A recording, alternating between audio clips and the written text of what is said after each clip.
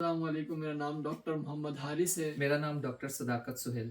सिडी भाई, आपने अक्सर लोगों से सुना होगा कि भाई आप ये वेट नहीं उठाना, आप ये चीज़ नहीं करना, आप ये काम नहीं करना क्योंकि आपकी हाइट बढ़ेगी। क्या ये बात दुरुस्त है? आज हम आपको प्रूव करेंगे कि ये बात बहुत हद तक दुरुस्त नहीं है। ठीक है।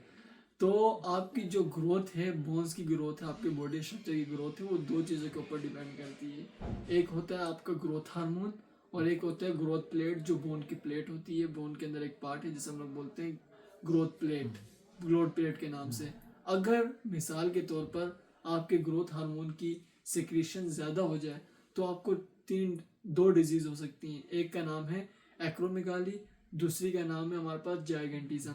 अभी स्टडी पर बताएंगे जाइगेंटिज्म में और एक्रोमेगाली में क्या फ़र्क होता है। अब हमने जैसे बात की कि दो कंपोनेंट ज़्यादा इंपॉर्टेंट हैं, वो है ग्रोथ हार्मोन और एपिफिजियल प्लेट, जो कि बोन का ऐसा पार्ट है जो ग्रो करता है जिसकी वजह से हाइट ज़्यादा या कम होती है।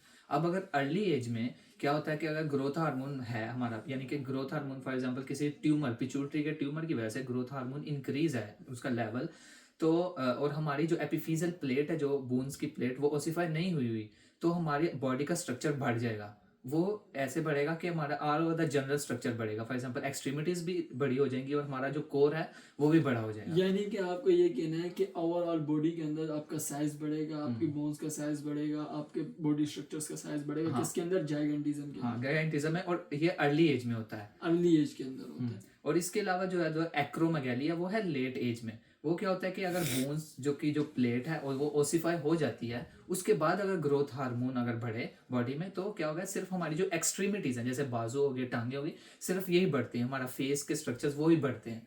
बाकी जो हमारा कोर है वो नॉर्मल ही रहता है। उसे हम एक्रोमेगाली का नाम देते हैं। यानी कि आप ये कह सकते हैं आपके हाथ, पाँव और आपके फिंगर्स वगैरह ये ज्यादा मेन इफेक्ट करती हैं किसके अंदर? एक्रोमेगाली के अंदर। ठीक हो गया। और आप बताएं डॉर्फिज्म के बारे में। डॉर्फिज्म एक ऐसी डिजीज है जिसके अंदर वो हाइपोसिक्रेशन होती है, यानी कि उसके अंदर क्या होता है, ग्रोथ हार्मोन की कम सिक्रेशन होती है, जिसकी वजह से आपको डॉर्फिज्म हो सकता है। ठीक हो गया। और अब हम बात करते हैं कि अक्सर लोग कहते हैं कि भाई आपने ये चीज़ नहीं उठानी, ये बिल्कुल दरअसल गलत है। आपकी जो ग्रोथ है वो तीन चीज़ों के ऊपर या दो चीज़ों के ऊपर डिपेंड करती है। ग्रोथ हार्मोन, न्यूट्रिशनल डेफिशिएंसी और एपिफिजियल प्लेट, जो सडी भाई ने कहा, इसके ऊपर अगर बोन का अगर एक ऐसा हिस्सा जो कि एज के साथ साथ ग्रो करता है, जो आपकी कह सकते हैं हाइट बढ़ाता है, जो आपके लिम्स की सब चीज़ों की हाइट बढ़ाता है।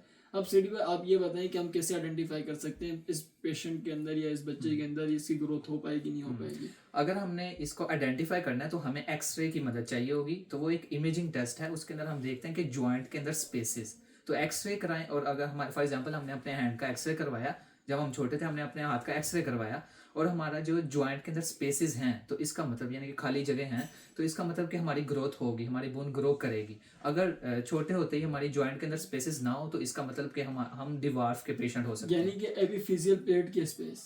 एपिफिजियल प्लेट बेसिकली एक बोन का हिस्सा है, लेकिन यहाँ पे हम डिपेंड कर रहे हैं Joints जॉइंट के स्पेसेस, जॉइंट के स्पेसेस तो के वो ऊपर। ज्यादा इंपॉर्टेंट है। और एक्सरे दूसरा इमेजिंग जो मेन इफेक्ट करता है वो ग्रोथ हार्मोन है। आप ग्रोथ हार्मोन को भी डायग्नोज करें कि आपका ग्रोथ हार्मोन कम है या ज़्यादा है बॉडी के अंदर, ये भी मोस्ट इफेक्ट करता है ग्रोथ के ऊपर। बहुत शुक्रिया।